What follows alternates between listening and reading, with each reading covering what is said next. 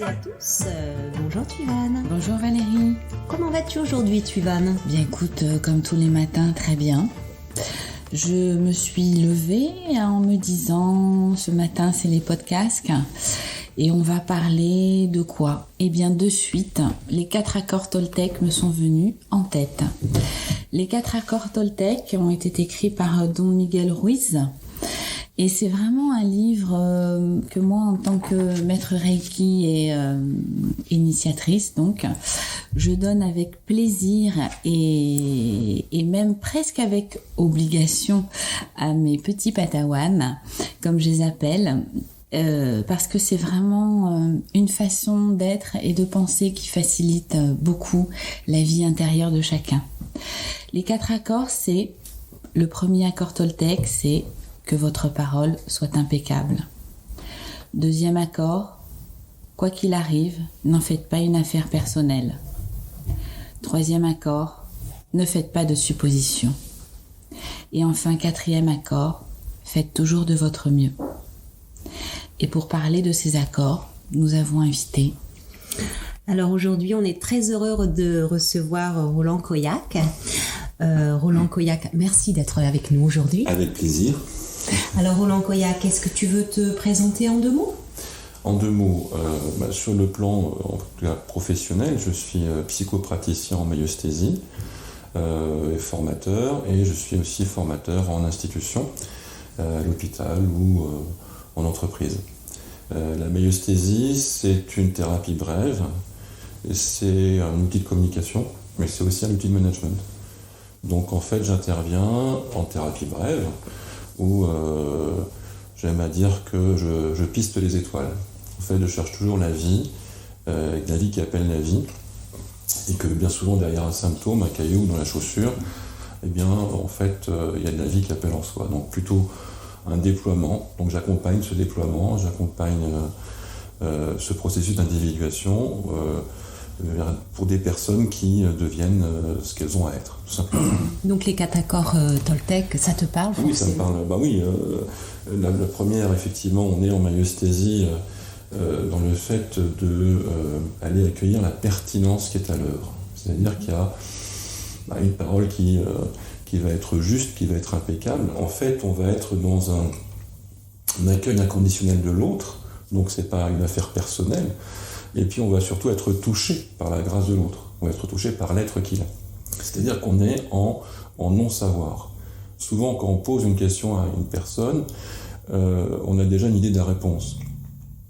Et parfois même, on n'écoute pas la réponse. J'ai une patiente qui est d'origine allemande et qui me dit « Vous les Français, vous êtes marrants, mais vous posez toujours des questions, mais vous n'écoutez jamais la réponse. » Donc on est vraiment dans un non-savoir, et ça va être une série de questionnements qu'on appelle le guidage non directif, c'est-à-dire qu'on va aller accueillir ce qui appelle la personne en elle. On ne l'amène pas en fait vers quelque chose, vers un endroit où on a envie qu'elle aille, on va vers ce qui appelle en elle.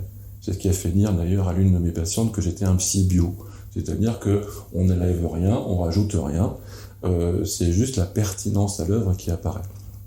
Et où en fait le symptôme, qui peut être une phobie, une angoisse, ou l'art de se mettre toujours dans le même genre de situation. Vous avez votre meilleur ami qui vous présente son nouveau compagnon et pour qui ça a été compliqué pendant parfois plusieurs années ou plusieurs mois. Et quand vous rencontrez le nouveau compagnon, vous dites « Ah oui, c'est la même chose, mais en pire. » ou en couleur. Donc l'idée c'est ça, c'est-à-dire que de voir en fait toutes ces situations qu'on va répéter, ces traumatismes qui vont se revenir de manière assez régulière, eh bien, on va se rendre compte qu'il y a une justesse à l'œuvre. Cette justesse qu'on va rencontrer, c'est-à-dire qu'on ne règle pas un problème, en fait, c'est un jeu de pistes intérieures, c'est un jeu de pistes existentielles vers ce qui appelle en nous.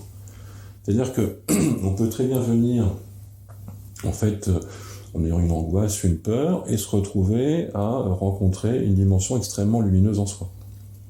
Et bien souvent, la pertinence à l'œuvre, la psyché, notre guide intérieur, on peut dire le processus d'individuation, en tout cas ce qui se passe, ça se passe, bien souvent est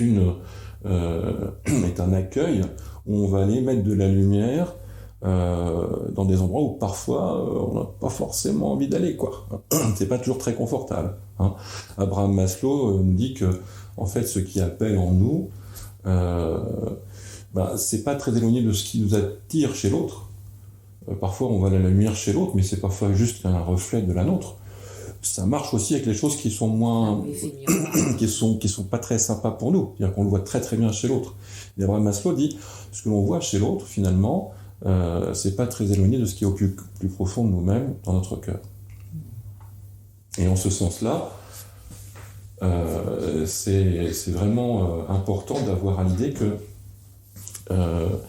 il n'y a rien à enlever, il n'y a rien à rajouter. Il y a une justesse à l'œuvre. Parfois, on a un petit peu du mal à trouver le jeu de piste. Et puis, on a parfois aussi envie de raconter que nos voyages en première. Parfois, nos voyages en classe touriste, ça nous daille un peu.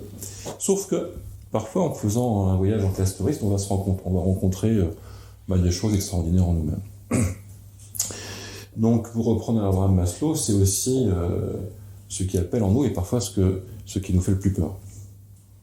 Et derrière ces deux côtés de la pièce, en fait, la nature va parfois avoir un symptôme de plus en plus fort pour que nous puissions aller rencontrer une dimension en soi. C'est-à-dire qu'au début, c'est une petite sonnette de vélo, après c'est klaxon de voiture, mais ça peut arriver à la corne de brume ou le paquebot qui rentre dans le port de Bordeaux. Je vous fais pas le bruit parce que ça va être dur pour vos oreilles, mais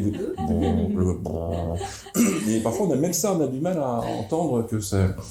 Oui, parce qu'on ne veut pas l'entendre, parce qu'on a peur de l'entendre aussi. En fait, c'est facile. C'est plus facile, et puis il faut savoir aussi que dans le processus d'individuation, on n'a pas forcément l'habitude. Notre intellect, il est bien, il nous permet de nous organiser, de nous structurer, d'avancer, mais la quête du soi, d'aller explorer d'autres dimensions en soi, d'aller ouvrir d'autres portes, si on est confortable et à l'aise, on n'a pas forcément envie que les choses changent. Donc, mais par contre, si ça nous gratouille, ça vous chatouille, parfois, ça vient aussi nous interpeller dans des zones qui ont besoin de toute façon d'être rencontrées. Donc c'est le passage de notre ego, et parfois merci, il nous a rendu service, en mode survie, on s'est débrouillé comme on a pu. Pour ça, je suis extrêmement bienveillant. On dit parfois, oui, ça c'est du mental, etc. Oui, c'est du mental. Oui, sauf que, à un moment, quand il a fallu faire face à un traumatisme sévère, quand on était un petit peu abandonnés tous, c'est peut-être ce truc-là qui nous a sauvé la vie. On va pas jeter le bébé avec l'eau du vin, on va dire merci, super, merci pour le service rendu à la patrie existentielle intérieure, mais on va peut-être pas uniquement se baser sur toi. On va gentiment te dire de rester à ta place. Et là-dessus, et j'en finis là-dessus, dans l'accompagnement, le corps, l'être qu'est le corps est un partenaire fabuleux. Puisqu'en fait, il a toutes les mémoires, il nous permet d'aller au-delà, justement, dans ses profondeurs. Et ce qui est touchant, c'est que parfois, je vais rencontrer des personnes de traumatismes qui sont de cette vie, parfois de choses qui semblent venir de plus loin ou de très très très très loin, et le corps va garder une mémoire de ça. Et on va établir une relation de confiance avec la personne, où par exemple je veux dire, mais quand vous...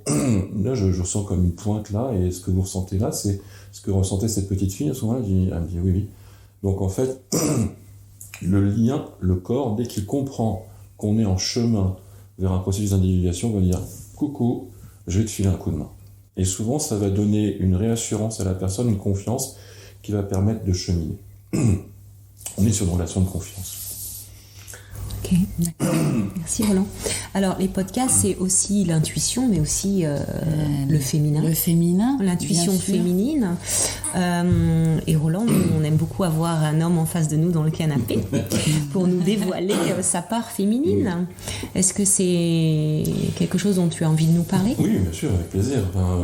En fait, moi j'ai eu la chance dans mon trajet de rencontrer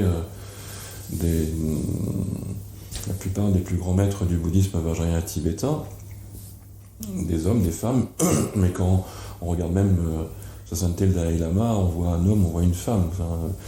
On m'a souvent dit dans mon enfance que j'étais trop sensible. Le trop, c'est toujours de trop. Donc, oui.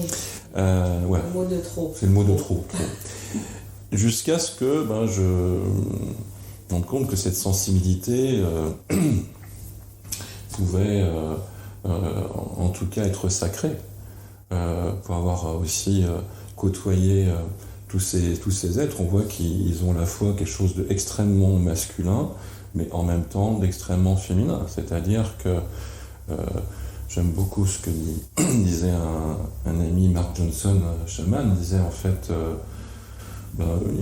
il fut un temps où on rendait hommage au côté sacré de la femme et où les femmes honoraient les hommes.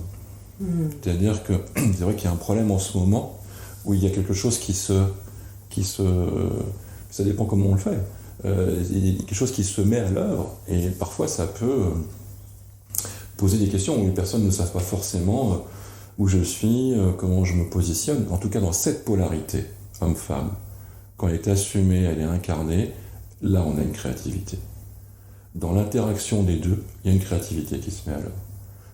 Et moi, en ce qui me concerne, ma sensibilité, l'accueil de ma part féminine fait que je peux faire ce travail de chasser la vie et les étoiles, quoi. C'est-à-dire que, par exemple, le verbe considérer, ça vient de con qui veut dire avec, sidérer, sidéral, être des étoiles en constellation. C'est-à-dire que cette polarité homme-femme, que l'on a aussi en nous-mêmes, à partir du moment où elle est identifiée, elle est distinguée, c'est-à-dire qu'elle n'est pas ni fusionnée, ni mise de côté, ni surinvestie d'un côté comme de l'autre, et on se rend compte qu'il y a un équilibre qui se met à l'œuvre. Donc en ce sens-là, j'ai eu de très très beaux exemples en rencontrant ces êtres-là, mais aussi j'ai pu voir qu'il y avait toute une délicatesse et en même temps qui était quelque chose qui était incarné, c'est-à-dire la terre, le ciel, notre mère, la terre. On se rend compte aussi que on n'est plus, même s'il se passe des choses un peu compliquées en ce moment à l'est de l'Europe, c'est quand même notre mère la terre. Edgar Morin parle de ça. C'est-à-dire on est tous citoyens de cette terre-là. Merci de mettre Gaïa à l'honneur. On est tous enfants de la terre. Oui, c'est notre maman. Tout à fait. Et puis on a le ciel qui est notre papa aussi. Tout à fait. Et une maman, quand Tout à fait. Donc en fait, ce qui, moi, à une époque de ma vie, a été perçu comme une fragilité, ou être un extraterrestre, ou, effectivement, bien que j'ai un profil plutôt rassurant, cette notion d'être un vrai mec m'a quand même posé quelques soucis dans certains milieux. Mais je vois quand même qu'au fil des ans, on commence à accueillir de manière un peu plus, bienveillante la sensibilité féminine dans l'homme, bien sûr. Sans forcément que ça soit, alors là aussi, tout de suite taxé avec tous les attributs de l'homophobie, etc., etc. Donc en ce sens-là, oui, ma sensibilité, pour moi, c'est vraiment... c'est un bonheur, quoi. Un cadeau. Oui, et c'est très intéressant parce que lorsqu'on est cadeau, on est présent. Et un présent, c'est un cadeau. Et j'ai la chance, en tout cas par le biais de la maïeusthésie, d'aller accueillir l'autre dans sa pertinence, dans sa profondeur, dans ce qu'il est. Et parfois même, l'entretien va révéler, ou la personne va prendre la mesure de ce qu'elle a vécu à une époque. On va justement passer au-delà de l'intellect, du mental, par un guidage particulier, où on va aller accueillir les personnes dans son ressenti. Le senti, c'est le sentier. Donc tout ce travail-là, parfois on va prendre ensemble un chemin qui va permettre à la personne, par exemple, elle va dire, oui, à telle époque, j'étais pas très bien, d'accord, ok. Est-ce que vous le voyez, celui que vous étiez à ce moment-là, ou celle que vous étiez? Ouais. Et vous pouvez demander comment elle se sent, ouais, un petit peu déprimée, puis quand on creuse, en fait, elle était complètement au fond du gouffre. Dans les choux. C'est-à-dire qu'elle-même, la personne elle-même va prendre la mesure de ce qu'elle ressent aussi. Donc c'est là où on est vraiment dans une parole qui, en tout cas, qui va tendre vers le fait d'être impeccable, où on ne va pas juger l'autre, mais par contre on va l'accueillir dans sa pertinence, et tant et si bien que même intérieurement, vous savez quel est le pourcentage de communication non verbale entre nous à peu près? Non, sinon, tu vas nous dire. C'est entre 96 et 97% de notre communication non verbale. Ah, autant. Autant que ça. Moi, je pensais 70%. Alors c'est docteur Meravian sur les neurosciences qui a parlé de ça. Et en fait, il faut savoir que quand on rentre dans une pièce, nos neurones se mettent en Wi-Fi et se mettent d'accord. C'est-à-dire qu'on sait très exactement à qui on a affaire. Oui. Donc mon travail, en fait, il est aussi de me mettre dans une disposition intérieure d'accueil inconditionnel de l'autre et de se laisser être touché par la grâce de l'autre. Par exemple, pour le mot amour, les Grecs ont 9 mots. Si on regarde 3, par exemple, on va dire qu'il y a Eros, bien sûr, qui est relativement thermodynamique, il y a un besoin, une offre, une demande, et puis ça se fait. Il y a Agapé, qui est je donne à l'autre. Mais, vous savez, c'est ceux qui, à Noël, ils ouvrent jamais leurs cadeaux. Parfois, leurs cadeaux restent sous le sapin et ils les ouvrent parfois le lendemain. En fait, c'est je donne, j'ai le plaisir de donner, mais je ne sais pas recevoir. Alors, au début, dans un couple, homme-femme, homme-femme-femme, l'autre se dit, quand même, il s'occupe de moi, il prend soin de moi, etc. Oui, sauf que, pour l'autre en face, il a le sentiment, finalement, qu'il n'est pas validé dans le fait de pouvoir donner. Donc, en ce sens, ça donne le sentiment à l'autre, moi, je suis pas digne, finalement, de pouvoir te donner quelque chose, je ne peux pas t'apporter quelque chose. Donc, ça va créer une asymétrie. Et puis, on a Charis. Charis, c'est être touché par la grâce de l'autre. Et en fait, on va rester attachés les uns aux autres, une mère avec son enfant, parfois des amis qui doivent se séparer à cause de la maladie, voyage ou autre. Et tant qu'on ne s'est pas vraiment rencontré, tant qu'on ne s'est pas vraiment été touché par l'autre, eh bien, on va rester attaché. Ce qui veut dire que, par exemple, le mot Einfühlung, qui veut dire toucher psychologique, qui a donné le mot feeling et pas le contraire, parfois on va voir qu'il y a des choses un peu particulières au niveau de l'empathie. Sur l'empathie, on va dire que il faut être à la fois capable d'être à sa place tout en étant à la place de l'autre. Ça marche moyennement bien parce que on prend le risque de projeter chez l'autre nos problématiques à nous, et puis être dans deux endroits différents. Je connais des êtres qui sont capables d'être dans deux endroits en même temps, mais par contre, je pense que, en ce qui me concerne, c'est pas possible. Et pour la majorité d'entre nous, c'est compliqué. Là, en fait, on va se laisser être touché par l'autre. Et là, je suis touché par lui, et je vais pouvoir l'accueillir complètement dans sa pertinence et sa justesse. Ce qui veut dire que on n'est pas, pour continuer sur les 4 accords Toltec, on n'est pas sur une évaluation, un jugement. Il n'y a absolument aucun jugement. Par contre, on va voir qu'on va accueillir un champ de conscience. Et c'est plutôt cool aussi pour nous-mêmes.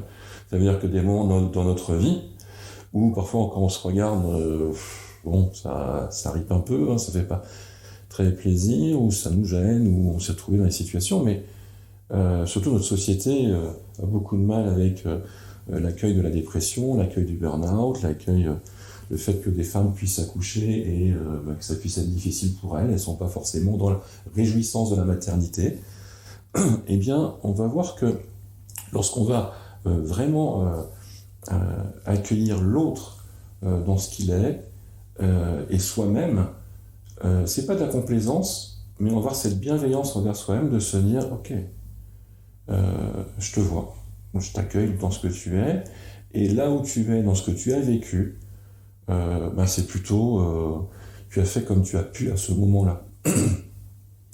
Et la notion de dépression, par exemple, c'est un phénomène naturel. On est déprimé au moins une fois par jour. La phase du deuil, on l'a tous les jours, quand on veut prendre notre voiture et qu'elle ne démarre pas et qu'on a un rendez-vous important, quand on veut tondre la pelouse, le seul jour où il ne va pas pleuvoir de la semaine et puis que ça ne marche pas. En fait, la dépression, c'est une baisse de l'énergie.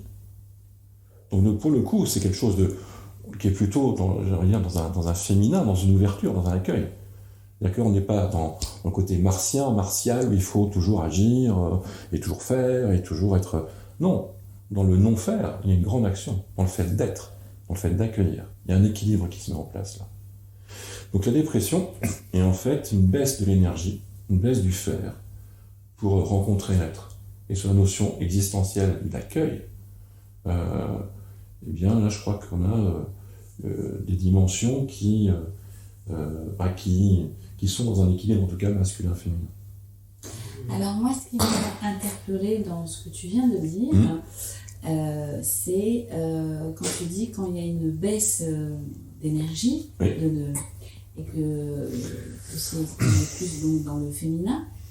Dans l'accueil, on va dire, dans une dimension d'accueil.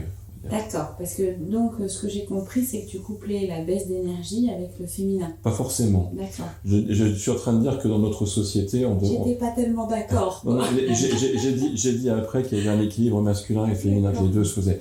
Mais on est plutôt sur un côté d'accueil, d'ouverture, dans le sens où c'est plutôt bien vu, mais pas le côté, j'ai envie de dire, sexué, genré, masculin. C'est-à-dire qu'il faut être dans quelque chose qui est actif, qui met de l'énergie, dans la notion de faire. D'accord.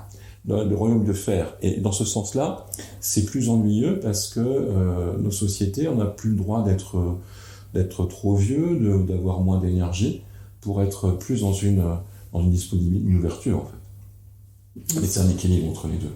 C'est-à-dire qu'en même temps, je disais que tu étais maître Reiki, oui. C'est ça.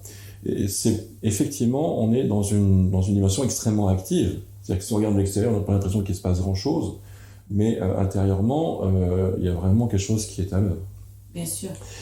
Et là, c'est du même ordre, dans le sens où parfois on pense que, ma foi, il y a des choses qui sont compliquées, parce qu'on veut toujours être dans le faire, dans l'image, dans la persona, dans le masque. Oui, dans l'image. Et puis c'est vrai qu'on a l'ego, on a toujours ce petit truc-là. Ouais.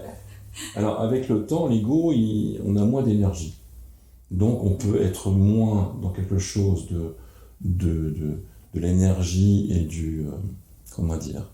de quelque chose qui va être dans la représentation, dans le faire, pour être de plus en plus dans une dimension existentielle d'être.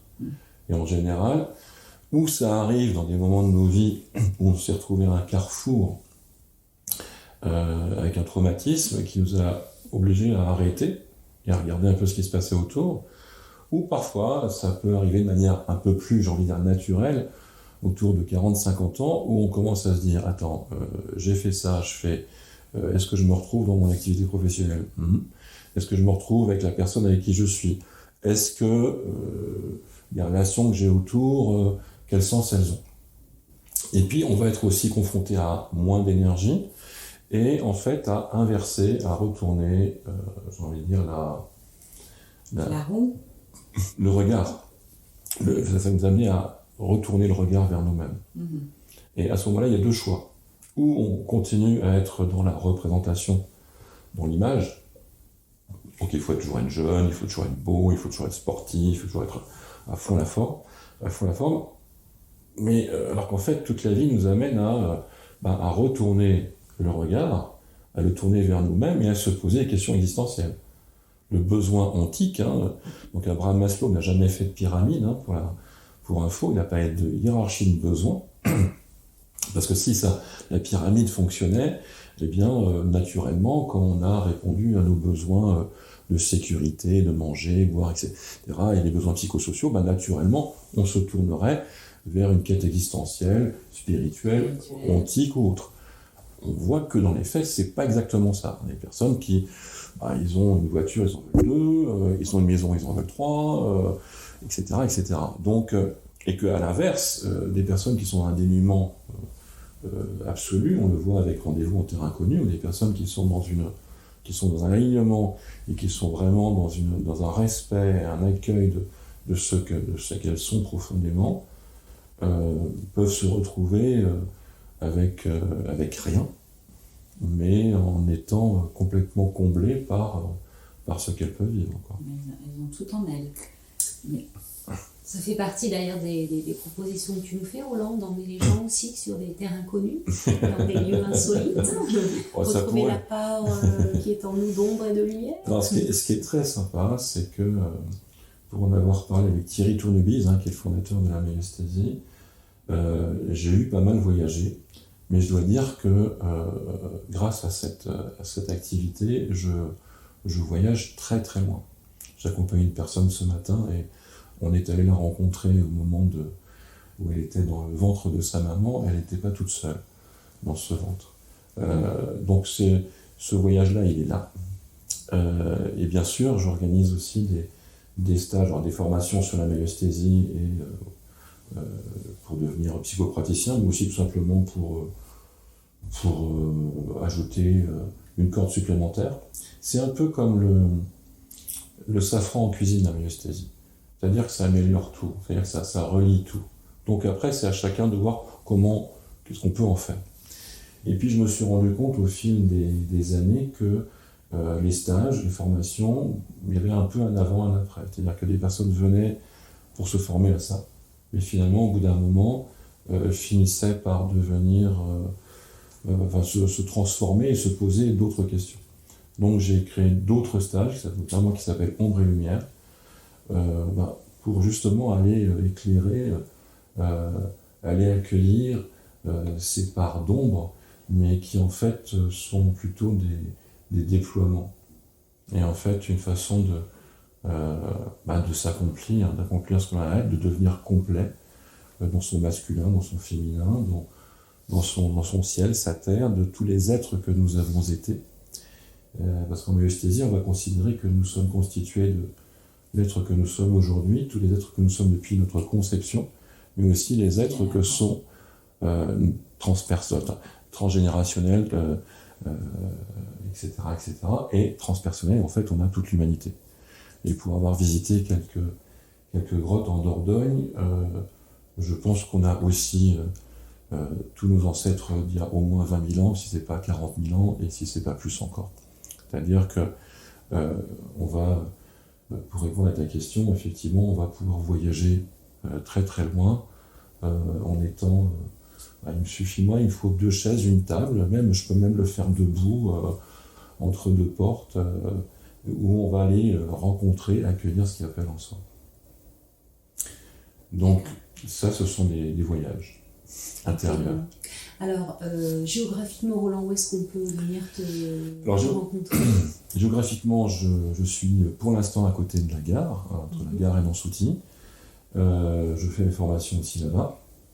Je suis rue Amédée-Saint-Germain.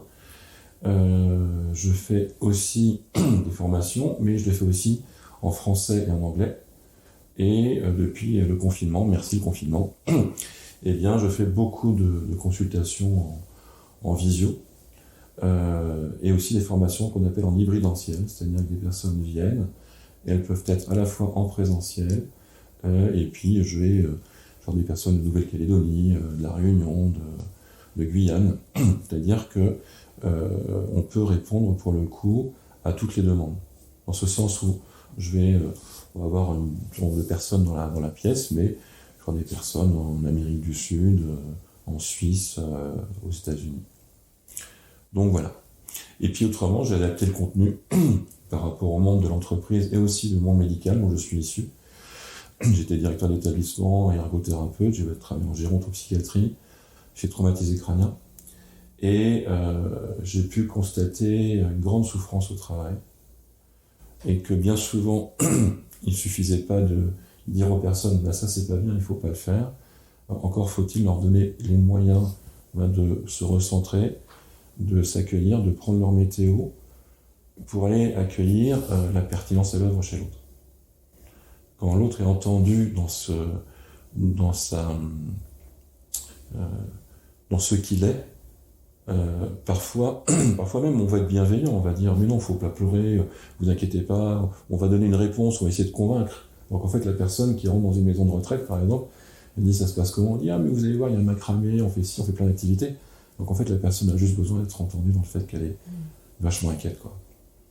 Et que un professionnel le fait avec son cœur, avec la meilleure volonté du monde. Parfois, il n'est pas forcément entendu dans le fait que sa perception de l'autre, on va l'accueillir lui dans sa justesse, dans sa pertinence, et on va aussi accueillir son ressenti en soi. Et lorsqu'on est capable d'entendre ça, on va déjà débrayer un certain nombre de problèmes. Et je finis juste là-dessus. En fait, si on veut que l'autre nous écoute, il faut d'abord qu'il existe.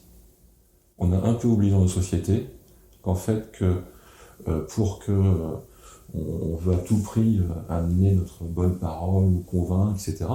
Donc en fait, si l'autre n'est pas entendu, il n'existe pas en tant que personne à part entière, à ce moment-là, on pourra avoir la meilleure parole du monde, on pourra avoir une parole impeccable, on pourra avoir tout ce qu'on veut.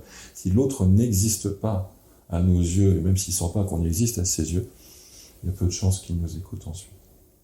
Je pense que si on commençait par là, on pourrait arranger un certain nombre de conflits ou de problèmes qu'on peut avoir à différents niveaux de notre société. Alors évidemment, on va retrouver toutes tes coordonnées et toutes les dates de stage que tu proposeras. Nous, on a hâte, Tuivane, d'aller passer un week-end en Dordogne avec toi. Bien sûr, avec grand plaisir. Vous êtes les bienvenus. Et puis, écoute, on te remercie du fond du cœur de ton intervention aujourd'hui, d'avoir partagé ce moment avec nous. Merci du fond du cœur aussi. Merci à toi.